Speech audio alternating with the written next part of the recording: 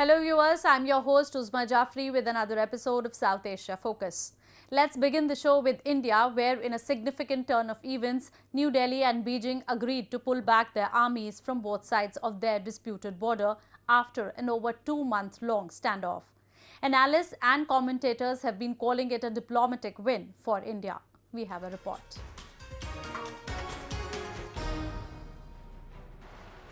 In a major breakthrough in the prolonged standoff between India and China, the neighbors agreed to disengagement of their troops from the disputed Doklam Plateau. A statement issued by the Indian Foreign Ministry stating the immediate actions both the countries will be taking in this regard read. In recent weeks, India and China have maintained diplomatic communication in respect of the incident at Doklam. During these communications, we were able to express our views and convey our concerns and interests. On this basis, expeditious disengagement of border personnel at the face-off site at Doklam has been agreed to and is ongoing. Indian analysts have termed the agreement a significant step taken by both the governments, which will help strengthen the bilateral relationship. If the disengagement protocol is adhered to in a mutually acceptable manner, it would be a very major gain for India and China, and the political leadership in both sides should be commended for the manner in which they have handled it. Chinese Foreign Ministry too said that the diplomacy channel was the best way to control a situation like this. 我们认为呢，双方通过外交努力和平解决这一事件，符合双方的利益，也彰显了中方作为负责任大国维护地区和平稳定的诚意和态度。中国政府呢重视发展同印度的睦邻友好关系，我们希望印方呢切实地遵守历史界约和国际法的基本原则，与中方一道，在相互尊重领土主权的基础上，维护边境地区的和平安宁，促进两国关系的健康发展。 However, China, which is apprehensive of getting embarrassed in the international media, has denied the agreement as a win for Indian diplomacy. Instead, China said it was India which had unilaterally moved its troops along the border, and the PLA would continue to patrol the region along the plateau. It said that the Chinese side will continue to uphold sovereignty and territorial integrity according to the historical convention. 印方呢已经将越界的人员和设备全部撤回了边界的印方一侧，中方的现场人员对此进行了确认。中方呢将继续按照历史界约规定行使主权权利，维护领土主权。那么我也讲了，鉴于现场的情况已经出现了变化，中方呢将根据现地的情况做出必要的调整和部署。 Indian and Chinese troops have been confronting each other at the Doklam Plateau near the borders of India, its ally Bhutan and China in the most serious and prolonged standoff in decades along their disputed Himalayan border. The latest decision has initiated recalibration of the terms of engagement between the two neighbors after a long time. The decision comes ahead of a summit of the BRICS nations, a grouping that also includes Brazil, Russia and South Africa in China next month, which Indian Prime Minister Narendra Modi is expected to attend. We are now joined by Mr. Rahul Jalali, a senior journalist, to further talk on the issue. Mr. Jalali, how big a diplomatic win is it for India to be able to restore status quo and Doklam and de-escalate the situation? Well, I don't think we've gone back to status quo. It's a major victory for India because we have, what people are not noticing it, that we have made the Chinese stop building their road. That was why we objected in the first place and why our troops went there in the first place, because Chinese were building this road. The Chinese have backed down. I think it's a major diplomatic victory for India because India is the only country which has stood up to the Chinese. The others have buckled under their pressure. We didn't. And we made the Chinese retreat from their positions. So it's a major victory. But we didn't make any song and dance about it, which the Chinese media was doing. We stood firm and stood resolute. Do you think India getting international support over the issue has played a significant role in China stepping behind from its adamant stance? Well, there was no visible international support for India on this stand we took against China. It was, yes, there were some elements of support which came essentially from Japan, which was the only country which openly supported us. The rest sort of stated that India is on the right track, but openly it was only Japan. Let's remember that. It is India which stood up to China and reversed the entire situation, made them stop building the road, and that's a big victory for us. Thank you, Mr. Jalali. Moving on. Amid growing security concerns in Afghanistan, the United States has announced it will send more troops to ensure peace and stability in the war-torn nation. U.S. Defense Secretary Jim Mattis said he has begun signing deployment orders to dispatch additional forces. We have a report. Hey, ready? Fight! The Pentagon recently acknowledged that there are about 11,000 U.S. troops in Afghanistan, 1,000 more than it had previously stated publicly, giving an accurate picture of the U.S. military footprint in that country for the first time in years.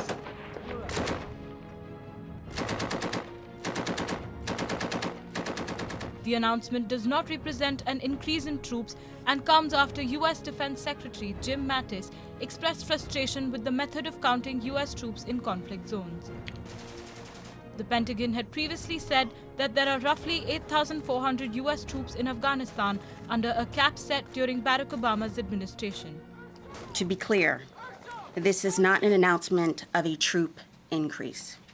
We are simply being more transparent about the way we communicate America's military commitment in Afghanistan while still protecting sensitive information. Our success as a military depends on the support of the American people. These changes will help us enhance the trust the public has placed in the department. The security situation in Afghanistan has worsened since the withdrawal of foreign troops. On August 29th, a suicide bomber blew himself up at a bank close to the heavily protected U.S. embassy in Kabul, killing at least 5 people and wounding 8. The bomber hit the entrance to a Kabul bank branch in the well-off area of Kabul, close to the main diplomatic quarter. The Taliban claimed responsibility for the attack, which came as banks were busy with people taking out money ahead of the Muslim Eid-Al-Adha holiday at the end of the week, saying it had targeted soldiers and police withdrawing their salaries. حمله توسط انتحار کننده که واسکت مملو از مواد انفجاری را به بدن داشت صورت گرفته و متاسفانه در این حمله 5 تن تا اکنون شهید گزارش شده و 8 نفر مجروح. در کل تمام شهدا و مجروحین افراد ملکی هستند که مجروحین به شفاخانه انتقال شدند. The Taliban and ISIS have been carrying out attacks in Kabul city with an aim to destabilize the government. On August 26th, a suicide bomber blew himself up at the entrance to a Shiite Muslim mosque in Kabul as other attackers stormed the building, killing at least 30 people, including worshippers gathering for Friday prayers. Islamic State, which has launched several attacks against minority Shiite targets in Afghanistan, claimed responsibility for the attack.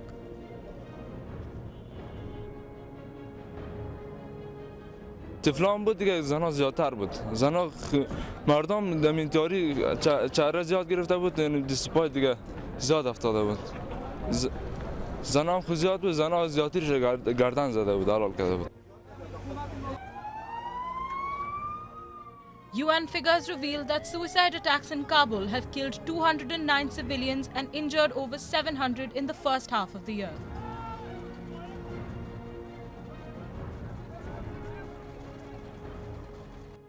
We hope the additional U.S. troops will help bring peace and stability in war-torn Afghanistan. Moving on, the Indian Ocean is the world's third largest body of water, covering about 1/5 of the world's total ocean area. To maintain peace and strengthen bilateral trade between the countries connecting the Indian Ocean, Sri Lanka recently hosted the Indian Ocean Conference 2017. We have a report.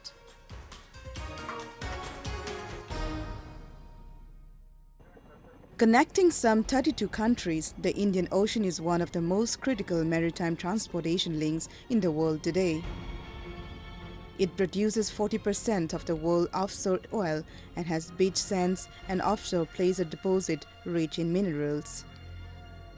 Unlike many other oceans, fish was still plentiful in the Indian Ocean. To make Indian Ocean safe and better place for revenue generation, Sri Lanka hosted the second Indian Ocean Conference in Colombo. In her inaugural address, the India's External Affairs Minister Sushma Swaraj said Indian Ocean is one of the most critical maritime transportation links in the world. She called for a peaceful, stable and secure Indian Ocean with its waters free of any traditional and non-traditional threats. Our vision for the Indian Ocean region, therefore, is to preserve its organic unity while advancing cooperation. We will use our capabilities for the collective well-being and the mutual benefit of our maritime neighbors and island states in building their capabilities. The conference, jointly organized by the Indian Foundation, the S. Rajaratnam School of International Studies, Singapore, and the National Institute of Fundamental Studies, Colombo, was attended by delegates from 35 countries. For India, the Indian Ocean is of vital importance as the country has an extensive coastline of 4,660 miles and 90% of India's trade by volume and almost all of oil imports come through the sea. This region, Indian Ocean region, is a very powerful region today. The global power axis has shifted to this region. Big economies, growing military power, that makes this region very influential. The idea behind this conference is for the countries in this region to be encouraged to take more proactive role in managing the affairs of the region. External Affairs Minister Sushma Swaraj met her Sri Lankan counterpart Tilak Marapana and discussed key aspects of bilateral cooperation. She also met Sri Lankan Prime Minister Ranil Wickremesinghe and her Singaporean counterpart Vivian Balakrishnan. The history of the Indian Ocean is marked by maritime trade, cultural and commercial exchange, probably dates back at least 7,000 years. Now we talk about the oppressed people of Pakistan who have been fighting for their rights and self-determination. Recently, political activists from various Pakistani provinces and occupied territories gathered in Germany to seek international help for their constitutional rights. We have a report.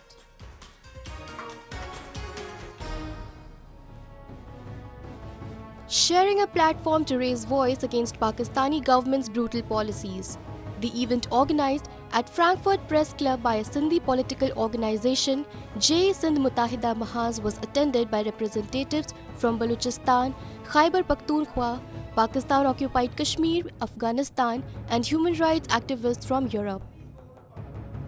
Sindhi separatist leader Shafi Burfat blamed the Pakistani government for harboring terrorists at flourishing madrasas in the country's Sindh province. He also expressed his objections to the multi-billion-dollar China-Pakistan economic corridor. इस सिलसिले में फौज और ISI की सरपरस्ती पूरी सिंध के अंदर हजारों मदारस का जाल बिछाया गया है, जिसमें मासूम जहनों को इंतहा पसंदी और दहशतगर्दी के लिए तैयार किया जा रहा है। दूसरी तरफ पंजाब अब मजलूम कौमों की गुलामी को दायमी शिकल देने के लिए सीपेक के नाम पर मजलूम कौमों की गुलामी में चीन को भी इस साजिश में शामिल कर रहा है। The growing unrest within Pakistan poses a big challenge to regional stability. In almost all of its provinces, the wave of separatism is gaining momentum. Be it Sindh, Khyber Pakhtunkhwa or Balochistan, the people are fighting for self-determination and blame Islamabad for discriminatory policies.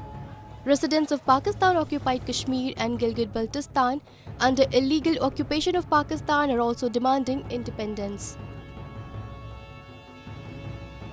The political activists blame Islamabad for ruling people in the name of religion. Almost 40 years, the Pashtuns, the Baloch, the Sindhis, the Kashmiris, they are victimizing by the name of religion, they are victimizing by the name of God. How much we more suffer. It is now the time to change. We should ask forcefully Pakistan to change these policies. We are human beings, we can think better regarding our nation. The army and the intelligence agencies in Pakistan are involved in forceful abductions, torture, and killings of political activists and other intellectuals. According to the Pakistani media, during the last 6 years, the Inquiry Commission on Enforced Disappearances received 3,740 complaints from different parts of the country. Of these, 121 cases were reported from the country's capital, Islamabad, 752 cases from the country's largest province, Punjab, 1,010 from the Sindh province, home to the country's largest port city of Karachi. The number of disappearances and killings in Balochistan and federally administered tribal areas are mounting with every passing year. The minority communities in Pakistan, including Christians and Hindus, are living in dire conditions and are being repeatedly targeted on charges of blasphemy. Now we move to Bangladesh, where a series of coordinated attacks by Rohingya insurgents on security forces in the north of Myanmar's Rakhine state has triggered a fresh exodus of Rohingyas from Myanmar.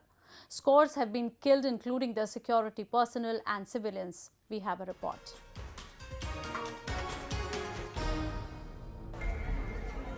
Thousands of Rohingyas, fearing for their lives, are fleeing violence in Myanmar, the worst in at least 5 years. According to local community leaders, thousands have crossed into Bangladesh since Myanmar announced a military build-up in violence-hit Rakhine state earlier this month.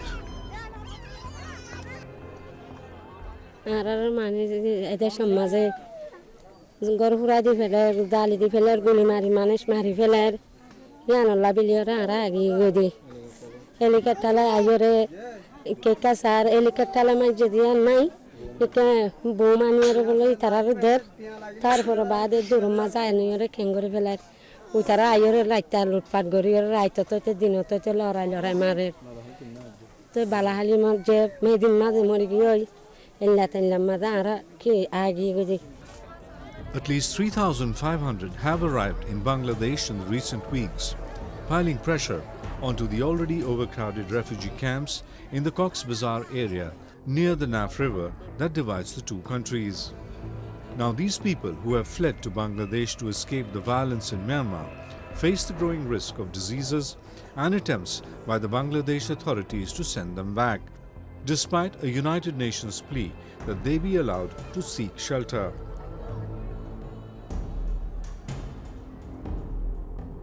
Bangladesh border guards said they had sent about 550 Rohingyas back across the Naf River that separates the two countries since this exodus began. What we can see on the other side of the border, a huge, massive firing is going on. We heard the sound, and due to that effect, you can see a number of Rohingya people. They're coming down along the hills, along the barbed wire fence. They're sitting, you can see right near to the zero line. We do not know exactly what happened on the other side. Well, looks like something wrong is there taking place. So these innocent civilians, especially women and children, they are rushing in numbers. That's the situation. We are the border guard force of Bangladesh. We are alert. We are doing our job. Our job is to protect the border. We are doing our job. That's all. Rohingyas have been fleeing Myanmar since the early 1990s, and there are now about 400,000 in Bangladesh, which has said no more new refugees will be allowed in the country. The violence marks a dramatic escalation of a conflict that has simmered since October, when similar attacks by Rohingya insurgents on security posts prompted a brutal military response dogged by allegations of rights abuses.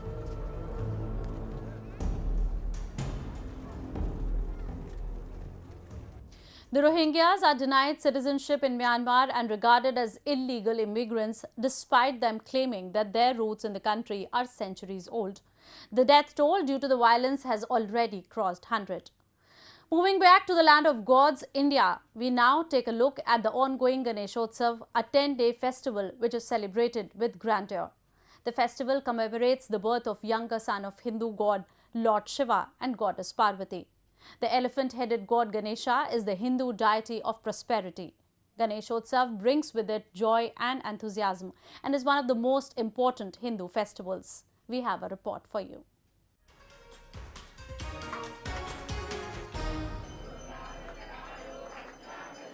Thousands of devotees throng temples across India to mark the beginning of 10-day-long festival of Ganeshotsav, a festival marking the birth of elephant-headed Hindu god Ganesha.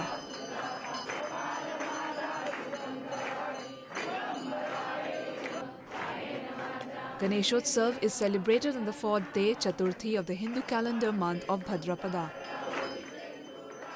Every year during the festival, Mumbai transforms into what seems like the city of Ganesha, with elaborate idols of the Hindu deity installed in colossal marquees which mushroom almost overnight on roads and in streets.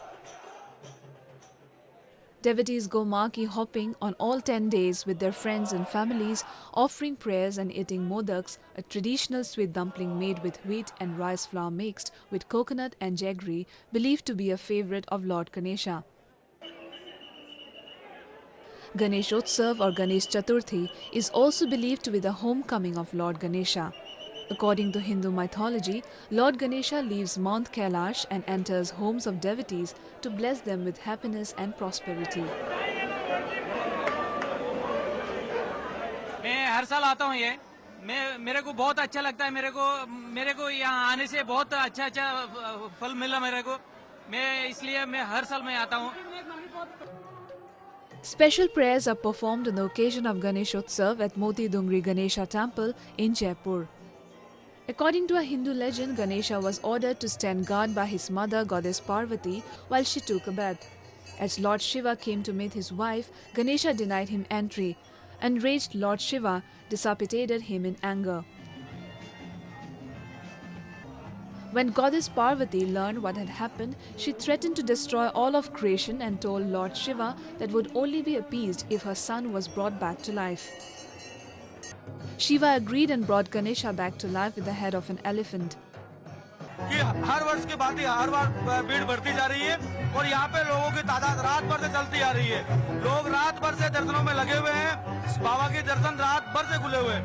लोग बहुत लुत्फ उठा रहे हैं और बाबा का त्योहार इस तरीके से मना रहे हैं कि मान लो ये साल में 2 बार आने की इच्छा है लोगों की. Lord Ganesha is popularly worshipped under different names like Ekdant, Kapila, Gajakarna, Lambodara, Vinayak, Balchandra and Gajanan. The endearing pot-bellied god Ganesha symbolizes wisdom and a discriminating intellect.